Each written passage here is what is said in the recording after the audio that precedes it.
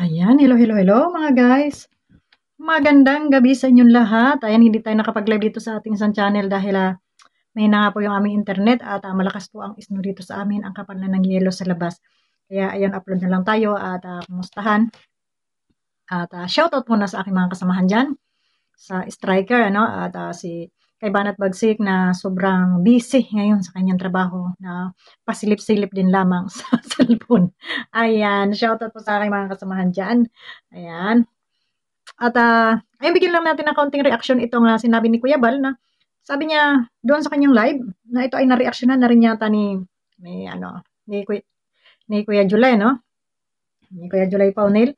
Ayan, na-reactionan na niya ito na sabi nga ni Kuya Bal ay walang bawal, no? Wala nang bawal sa rules. I-vlog niyo ng lahat, no? Tawa talaga ako kay Kuya Bal. I-vlog niyo ng lahat. I-vlog niyo na si Rina. I-vlog niyo na si si Erika at sino pa. Hindi niya sinali si Mylene. Si Mylene na gusto kong i-vlog kaya tawag dito kay Vincent, no? Ayan. At ito panoorin natin ang sinabi ni Kuya Bal dito, no? Panoorin natin 'to. Yung mga vlogger po gusto mag-vlog kahit kanino, bahala kayo. Bahala kayo. Wala na yung rules na bawal i-vlog. Wala na. I-vlog mo lahat. Ha? I-vlog mo lahat. Like Vincent Calyata, nag-i-vlog siya. I-vlog niya. Pero pagka dumating po yung oras, ayun po at ating napanood. Ayun po at ating napanood yung sinabi ni Kuya Bal, ano.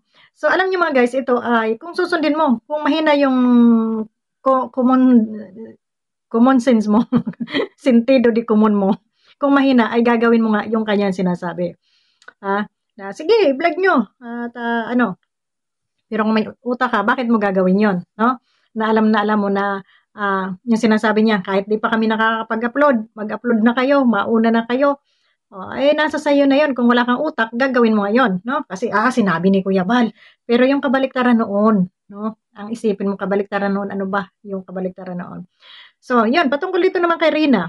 At yun nga, ang mainit nga pinag-usapan na hindi talaga nag-ano yung karamihan. At ang karamihan naman ay yung mga viewers na hindi nila nauunawaan at hindi naiintindihan kung ano ang pinupunto. Bakit baga kami ay nag-iingay na tutol kami doon sa i-vlog muli si Rina ng Kalingap. Bakit? Unang-una kasi tahimik na si Lolo Nestor, tahimik na si Melanie, tahimik na yung ng Kalingap. Bagamat yung mga tao na naandyan ay hindi talaga makamove on at talagang habol nila ay pasikating muli itong si Rina. Ang tanong, bakit hindi nila pasikatin? Nasa kanila na naman, bakit hindi nila i-vlog? Kasi nga, walang viewers, no? Sa kanila. Na alam ng lahat na winakwak lang talaga nila. So, yun ang masaklap. Ngayon, iba-vlog ninyo, ay mag-uumpisa na naman gulo. Gaya nga ng sinabi nating paulit-ulit na hindi nyo madidipinsahan kung balahurain na naman itong Kalingap, no? Or sila Kuya Bal at yung ibang tao ay madadamay na naman. Ano? Sana ay manahimik na yung nagbabalak na itong si Rina ay i-vlog muli. At hayaan na lang natin, hayaan na lang natin sa kamay nila. Kasi nga kinuha nila yan, bahala na sila kung anong gawin nila. Huwag lang ibalik dito or dito yung nag-aano sa Kalingap na yung magbablog. Ngayon, kung gusto mo talaga ng mga i-vlog, di magpaalam ka na sa Kalingap at ikaw naman ay anti-Kalingap at ikaw ay narayan sa grupo nila, ano pa ba naman ang ini-expect ng karamihan? Diba? Na isa kang traidor. Masakit yun, ha? So, wala talagang papabor diyan sa balak ninyo na i-vlog nyo si Rina. Kundi yung mga followers lang na kakampi nitong karamihan, no?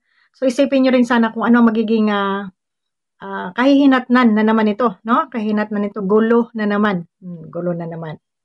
So, ayun. At kita nyo nga, hindi na naman natutulog dyan si, ang tawag nito, hindi na naman natutulog dyan si Rina's Community at saka si Federicong Supot, no? Kababanat sa amin. Ay, nako kayo talaga. Grabe, grabe. So, ayun.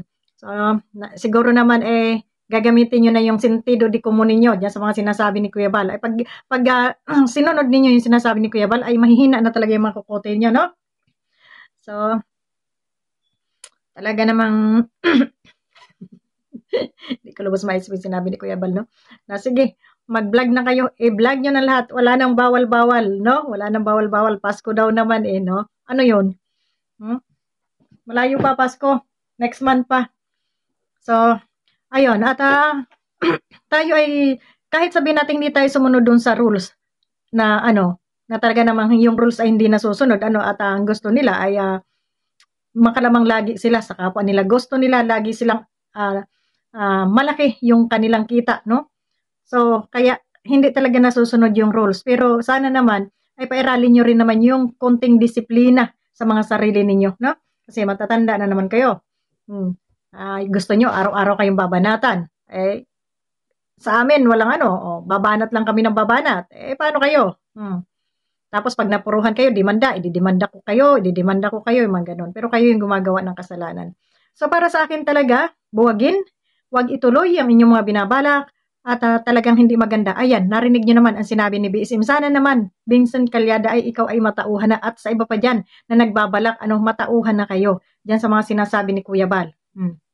Na pag kayo ay pag may mga basher dyan, hindi nyo naman talaga kayang salagin, hindi nyo sila kayang ipagtanggol. Kaya manahimik na lang kayo kung ayaw ninyong mapagmura kayo, no? Mapagmura kayo ng mga reaktor at talaga namang masyado kayong mga halatado. Eh, dahan-dahan, kahit konti lang yung views natin, kahit konti lang yung ating revenue, wag naman tayo masyadong garapal, no? Garapal, wag naman garapalan. At nakakahiya eh, no? Nakakahiya. At saka yung tanong ng tanong dyan, lagi ko nakikita na kanino daw nanay ako. Kanino ka bang anak, ha? Yung nanay mo nangangatulong doon, oh. Diyos ko, Lord. Kilala kita. Kilala kita. Ay, sus. Ayoko lang talagang mamahiya ng tao. Pero pag ako'y sinagad mo, ay talagang ipapahiya talaga kita. Tigilan nyo ako, ha? Tigilan nyo ako. Sinasabi ko sa inyo. Sinasabi ko sa'yo, tigilan mo ako. Alam mo kung sino ka. Tapos yung nagyayabang dyan na kesyo lahat ng pamilya niya ay tigilan mo yung kayabangan mo. Andun ka nagyayabang sa live ni Federico. Diyos ko po, di ka na nahiya? Hindi ka na nahiya sa mga pinagsasasabi mo dyan? Maria Joseph. Buti man lang kung hindi natin alam kung ano yung mga trabaho natin, no? Kung tayo masyadong mayabang, magugunaw na ang mundo, no? Magugunaw na yung mundo. Malapit na. Magbago-bago na kayo. Di ba? Ako kasi utay-utay na ako nagbabago. Yung sungay ko medyo pinuputol-putol ko na ng konti. Pero may natitira pa. Pero mauubos din yung sungay na yan. So, yun lang. At ako'y napakwento lamang sa inyo at ako'y napatawa dito sa video clip ni Kuya Bal, Di rin ako nakapag-live. Mahinahin natin signal at kita mo si Derek na nagpakanta-kanta na lang. Nanood na lang tayo kay Derek, So, yun. Kita-kita tayo muli bukas. Baka sakaling maganda na yung ating signal dito. At paki-like naman itong ating maikling video at pakitapos na rin, no? Sa mga followers natin dyan. No? At para naman itong aking channel na ito ay mabuhay. Binubuhay ko itong channel na ito kasi nga 1 taon ko halos itong napabayaan, di ba? Halos ang tagal kong itong hindi na i-live.